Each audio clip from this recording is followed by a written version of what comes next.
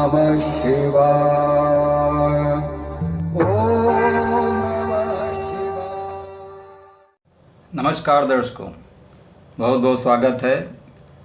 दर्शकों, जैसा कि आपको पता है कि ज्योतिष में वर्ग कुंडलियों का बहुत ही महत्व होता है। जिस प्रकार हम नवमांश कुंडली से दाम्पत्य जीवन के बारे में पता करते हैं कि वैवाहिक जीवन किस प्रकार का होगा, उसी प्रकार यदि हमको करियर के बारे में जानकारी प्राप्त करनी है या करियर में कितनी सक्सेस मिलेगी, कितनी सफलता मिलेगी, इसके अतिरिक्त जीवन में कितना यश मिलेगा, क्या प्रसिद्धि मिलेगी कि नहीं, ये सब देखने के लिए हम दशमांश कुंडली का अध्ययन करते हैं। दशमांश कुंडली, जिसको हम D10 चार्ट भी कहते हैं। अब दशमांश कुंडली को हम कैसे कैलकुलेट करते हैं, किस प्रकार हम दशमांश कुंडली का लग्न निकालेंगे, तो इसको समझने से पहले ये जानते हैं कि आखिर दशमांश होता क्या है। जैसे कि आपको पता है कि जो भी राशियां होती हैं वो 30 डिग्री तक की होती हैं, 0 से लेकर 30 डिग्री तक की। तो यदि हम नवमांश कुंडली देखते हैं तो उसमें एक राशि 9 भागों में विभाजित कर दी जाती है, और इसी प्रकार दशमांश कुंडली में एक राशि को 10 भागों में विभाजित कर दिया जाता है। तो जो एक भाग होगा वो 3 डिग्री का होगा, क्योंकि पूरी राशि 30 डिग्री की होती है। तो इस प्रकार 10 भाग बन जाएंगे और प्रत्येक भाग जो होगा वो 3 डिग्री का होगा। तो 0 से 3 डिग्री का जो दशमांश होगा वो पहला दशमांश कहलाएगा। 3 से 6 डिग्री का जो होगा वो दूसरा दशमांश कहलाएगा। 6 से 9 डिग्री का जो होगा वो तीसरा दशमांश कहलाएगा। तो इसी प्रकार 10 दशमांश बन जाते हैं। अब दशमांश कुंडली के लग्न में कौन सी राशि आएगी, इसको निकालने के लिए बहुत ही आसान सूत्र है। उसको हम किस प्रकार निकालेंगे, तो इसको हम एक उदाहरण से समझते हैं कि मान लीजिए कि ये राशि कुंडली है, D1 चार्ट है, इसमें लग्न में तुला राशि है। तो तुला राशि एक विषम राशि है। तो यहाँ हमको पहले ये देखना होगा कि लग्न में सम राशि है या विषम राशि है, क्योंकि दोनों के जो सूत्र हैं वो अलग अलग हैं। तो चूंकि यहाँ पर लग्न में विषम राशि है, यहाँ पर लग्न जो है वो तुला राशि में 8 डिग्री 25 मिनट पर है। अब ये जो है ये तीसरे दशमांश में पड़ रहा है। जो तीसरा दशमांश है वो 6 डिग्री से लेकर 9 डिग्री के बीच में पड़ता है। तो चूंकि यहाँ 8 डिग्री है तो ये तीसरे दशमांश में पड़ेगा। अब हम इसको कैलकुलेट कैसे करेंगे। तुला राशि से 3 राशि आगे गिनेंगे। तुला राशि से 3 राशि आगे जो होगी वो पड़ेगी धनु राशि। तो जो D10 चार्ट का दशमांश कुंडली का लग्न होगा वो धनु लग्न होगा, क्योंकि यहाँ पर 8 डिग्री जो है ये तीसरे दशमांश में पड़ रही है। तो तुला राशि से 3 राशि आगे गिनने पर धनु राशि पड़ती है। तो D10 चार्ट में जो लग्न होगा वो धनु राशि का होगा। तो ये तो हो गया कि जब D1 चार्ट के लग्न में विषम राशि हो और जब लग्न में सम राशि होगी, या हम ये भी कह सकते हैं कि कोई प्लैनेट यदि सम राशि में हो। अब जैसे राशि के साथ साथ यदि हम किसी प्लैनेट को देखेंगे, किसी ग्रह को देखेंगे कि वो दशमांश कुंडली में किस राशि में जाएगा, तो उसके लिए भी हमको ये देखना पड़ेगा कि वो जो प्लैनेट है वो किस राशि में बैठा है, सम राशि में बैठा है कि विषम राशि में बैठा है। तो उसके लिए भी वही सूत्र अप्लाई होगा। तो उदाहरण के लिए यहाँ पर शुक्र जो है ये मकर राशि में 22 डिग्री 20 मिनट पर बैठा हुआ है।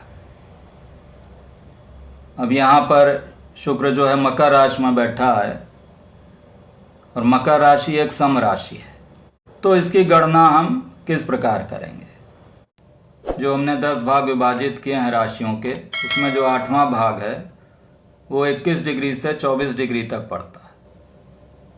तो चूंकि शुक्र यहाँ पर 22 डिग्री 20 मिनट पर है तो 8वें दशमांश में पड़ेगा। अब इसका सूत्र जो है वो सम राशि के लिए लागू होता है, क्योंकि शुक्र यहाँ सम राशि में है। तो मकर राशि से 9 राशि हम आगे गिनेंगे। जिस राशि में ग्रह बैठा है और यदि वो सम राशि है तो वहाँ से 9 राशि आगे गिनेंगे। तो मकर से 9 राशि यदि हम आगे गिनते हैं तो जो राशि पड़ेगी वो कन्या राशि होगी। कि मकर, कुंभ, मीन, मेष, वृष, मिथुन, कर्क, सिंह और कन्या राशि। तो 9वीं राशि कन्या राशि होगी। अब कन्या राशि से हम 8 राशि फिर आगे गिनेंगे, क्योंकि यहाँ पर शुक्र 8वें दशमांश में है। तो पहले मकर राशि से 9 राशि आगे गिनी, कन्या राशि आई। अब कन्या राशि से 8 राशि हम आगे गिनेंगे, तो जो राशि आती है वो मेष राशि होती है। तो यदि कन्या से आगे गिनते हैं तो कन्या राशि, तुला राशि, वृश्चिक राशि, धनु राशि, मकर राशि, कुंभ राशि, मीन राशि और मेष राशि। तो जो 8वीं राशि आती है वो मेष राशि होती है। तो इस प्रकार शुक्र जो है वो दशमांश कुंडली में मेष राशि में बैठा होगा। तो इसी प्रकार हम अन्य ग्रहों को भी ज्ञात कर सकते हैं कि वो दशमांश कुंडली में कहाँ पर बैठे हुए हैं, किस राशि में बैठे हुए हैं। तो इसको बहुत आसान सूत्र के द्वारा निकाला जा सकता है, इस आधार पर कि जो ग्रह बैठे हैं वो D1 चार्ट में सम राशि में बैठे हैं या विषम राशि में बैठे हैं। करियर के बारे में यदि हमको जानकारी प्राप्त करनी है तो वहाँ पर दशमांश कुंडली का बहुत महत्व हो जाता है। अब यहाँ पर लग्न कुंडली और दशमांश कुंडली दोनों का अध्ययन करना पड़ेगा। दोनों का यदि हम साथ साथ अध्ययन करते हैं तो वो काफ़ी अच्छा रहता है। उसमें हमको ये देखना पड़ेगा कि जो राशि कुंडली का दशमेश है, दशम भाव का स्वामी है, उसकी दशमांश कुंडली में क्या स्थिति है, दशमांश कुंडली में वो किन भावों में बैठा है। कोई भी वर्ग कुंडली हो, चाहे वो नवमांश कुंडली है या दशमांश कुंडली है, उसमें ग्रह किन भावों में बैठे हैं इसका बहुत ही अधिक महत्व हो जाता है। यदि दशमांश कुंडली में जो ग्रह बैठे हैं वो केंद्र या त्रिकोण भाव में बैठे हों, जो कि शुभ भाव हैं, तो वहाँ पर वो ग्रह शुभ फल देते हैं। चाहे वो दशमांश कुंडली का लग्नेश हो या दशमांश कुंडली का दशमेश हो या अन्य ग्रह हो। यदि कोई ग्रह दूसरे भाव या 11वें भाव में बैठा है तो वो न्यूट्रल होता है, वो ग्रह सम फल देता है। और यदि ग्रह तीसरे भाव, छठे भाव, 8वें भाव या 12वें भाव में बैठे हैं तो वो उस वर्ग कुंडली में अशुभ फल देते हैं। तो इस प्रकार भावों का काफ़ी महत्व हो जाता है और विश्लेषण करते समय ये देखना आवश्यक है कि ग्रह किस भाव में बैठा हुआ है वर्ग कुंडली में, चाहे वो नवमांश कुंडली हो या दशमांश कुंडली हो।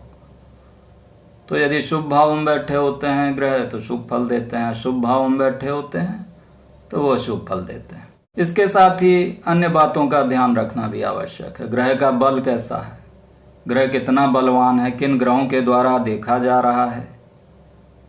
यदि हम दशमांश कुंडली को देखते हैं तो उसका जो लग्नेश है वो राशि कुंडली में कहाँ बैठा हुआ है, राशि कुंडली का जो लग्नेश है वो दशमांश कुंडली में कहाँ बैठा है। ग्रहों के बल को हम विभिन्न प्रकार से देखते हैं, जिसको हम अपने आगामी वीडियो में बताएंगे आपको कि बलों को हम किस प्रकार देखते हैं दशमांश कुंडली में। तो बल को भी देखना आवश्यक है। ग्रह उच्च का होकर बैठा है, नीच का होकर बैठा है।